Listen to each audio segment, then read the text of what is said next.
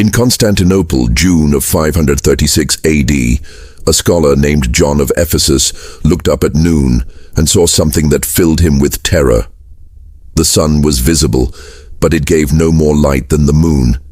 Shadows disappeared. The air turned cold. He wrote in his journal that the sun had lost its strength, that each day felt like twilight, that the world had been plunged into a darkness that no one could explain. This was not an eclipse. This was not a storm. This was something the ancient world had never seen before, and it would last for 18 months. Millions would die, empires would crumble, and the survivors would whisper for generations about the year the sun abandoned humanity. What you are about to hear are the real stories, the eyewitness accounts, the desperate survival tales from ordinary people who lived through the darkest year in recorded human history. These are not legends. These are documented experiences written by people who did not know if tomorrow would ever come. And their words, preserved across centuries, speak to us now with a warning and a truth we cannot afford to ignore. Welcome to English Mindset, where we don't just revisit history, we step inside it, feel it, and let it change the way we see the world. Because 536 AD is not just a date in a textbook, it is a mirror. It shows us what happens when the sun fails, when crops die, when hope fades, and when humanity is tested beyond endurance. And if you have ever wondered how you would respond to a world-ending crisis, stay with me. Because the people of 536 have answers you need to hear. The darkness began in the spring of 536. Across Europe, the Middle East, and Asia, people noticed that the sun looked strange. It was dim, veiled, as if covered by a cloth. In China, official chronicles recorded that the sun shone weakly and gave no heat. In Ireland, annals spoke of a failure of bread, a phrase that hinted at famine caused by crop failure. In the Byzantine Empire, historians wrote of a sun that rose pale and ghostly, offering light but no warmth. No one knew what was happening. There were no scientists to explain it, no meteorologists, no news networks. People looked to priests, to shamans, to astrologers, searching for answers. Some said it was divine punishment. Others believed it was a sign of the apocalypse. A few suspected witchcraft or sorcery. But no explanation brought comfort, because the truth was undeniable. Something catastrophic had happened to the sky itself, and no one had the power to fix it. Modern scientists now believe that a massive volcanic eruption occurred somewhere on Earth, possibly in Iceland or the tropics. The eruption sent millions of tons of ash and sulfur dioxide into the stratosphere, creating a veil that blocked sunlight across the entire northern hemisphere. Temperatures dropped by several degrees Celsius. Summer never came, crops failed, famine spread, and the world entered what historians now call the late antique Little Ice Age, a climate disaster that lasted for over a century. But the people of 536 did not have this explanation. All they had was fear, hunger, and a sun that no longer worked. So let me take you into their world. Let me show you what it felt like to wake up every day to a sky that refused to brighten, to fields that refused to grow, to a future that seemed to have been cancelled. In the countryside of Italy, a farmer named Cassius stood in his wheat field and wept.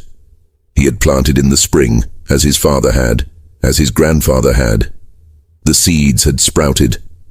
But then the cold came. Frost in May. Frost in June.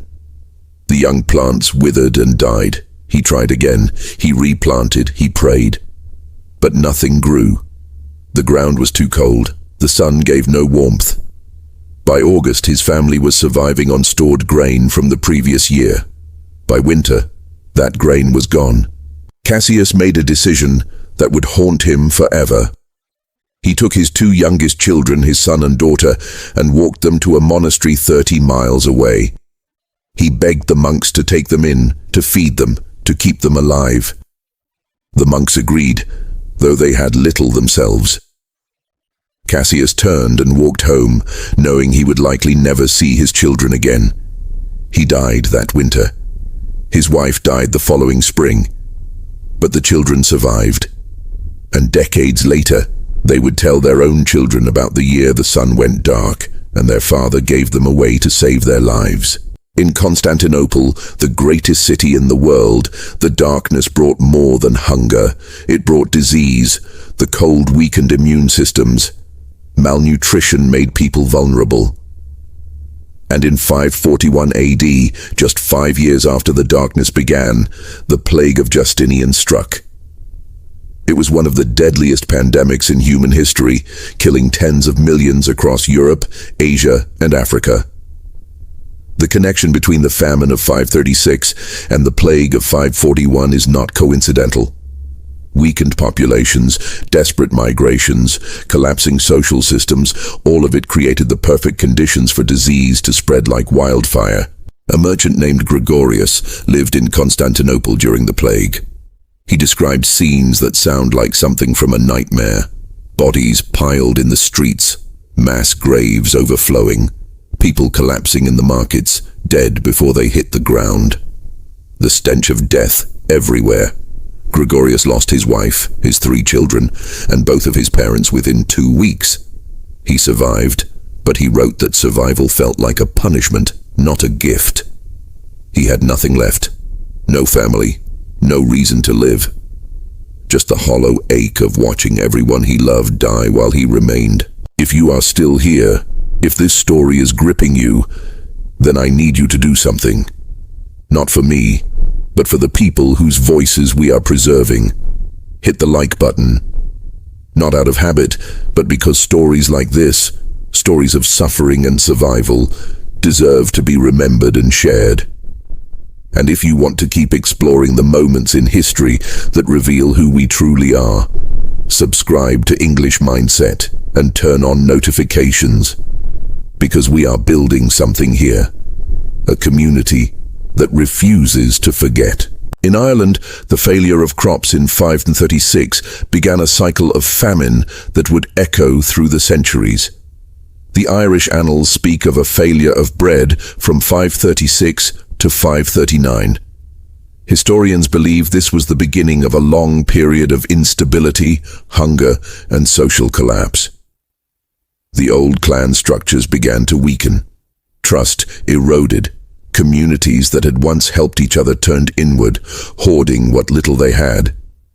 A woman named Brigid, not the saint but a common peasant, lived through those years.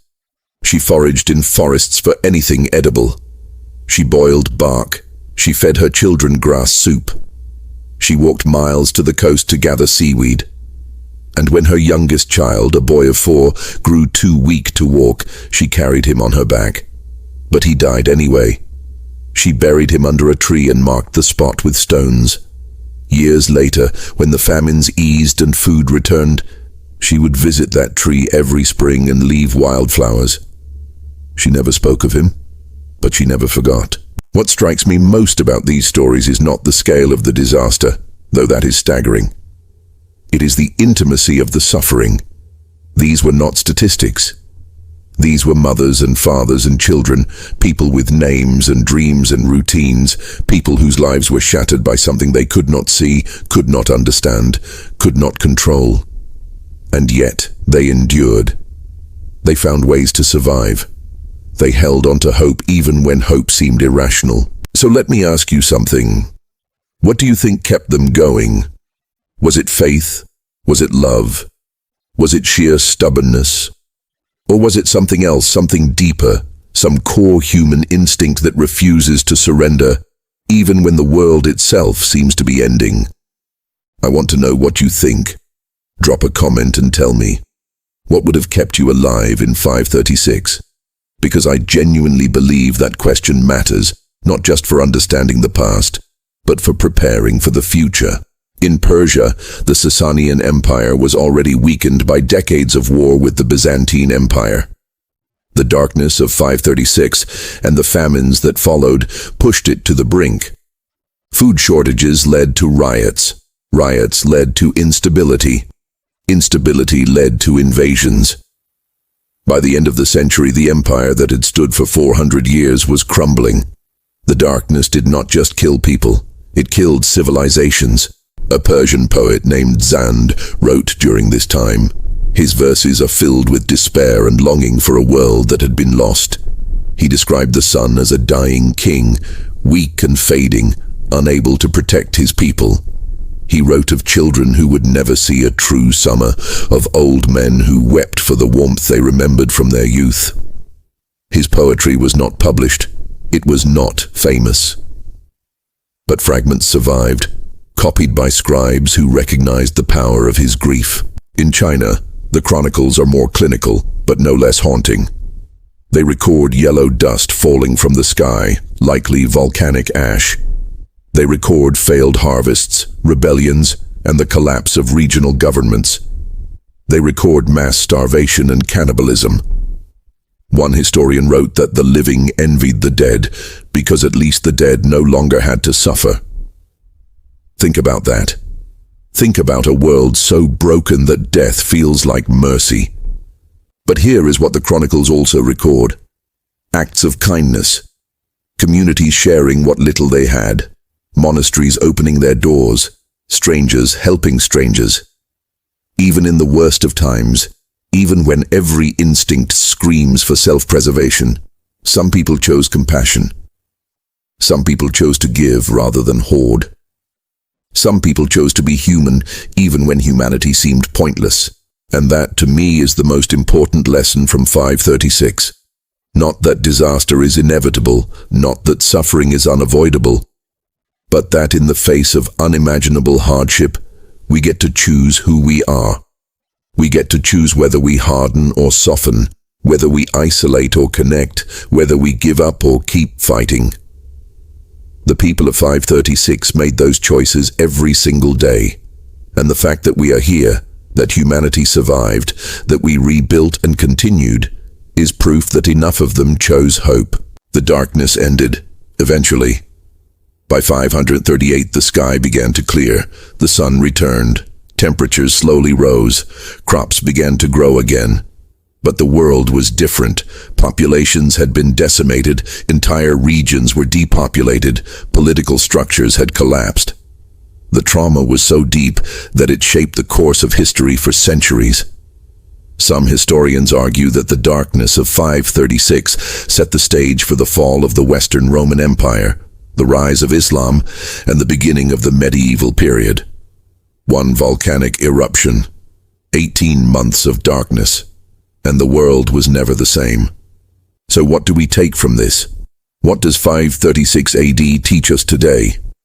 It teaches us that our systems are fragile, that the stability we take for granted can vanish in an instant, that climate, food security, and social order are all interconnected, and when one fails, the others follow. It teaches us that we are not as far from disaster as we like to believe, and it teaches us that when disaster comes, it is not the powerful who survive. It is the adaptable, the resourceful, the compassionate. Before we end, I want you to think about something. We live in a time of climate change, political instability, and global interconnectedness. If something like 536 happened today, if the sun dimmed, if crops failed, if food became scarce, how would we respond? Would we help each other, or would we turn on each other? Would we share, or would we hoard? Would we find strength in community, or would we collapse into chaos? These are not hypothetical questions. These are urgent questions.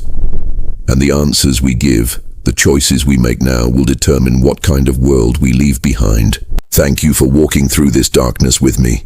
Thank you for listening to the voices of people who lived 1,500 years ago, but whose experiences still echo in our world today. If this story moved you, share it. If it challenged you, comment on it. And if you want to keep exploring the moments in history that shape who we are and who we can become, subscribe to English Mindset. We are not just telling stories. We are preserving memory. We are learning from the past. And we are preparing for the future. I'll see you in the next one.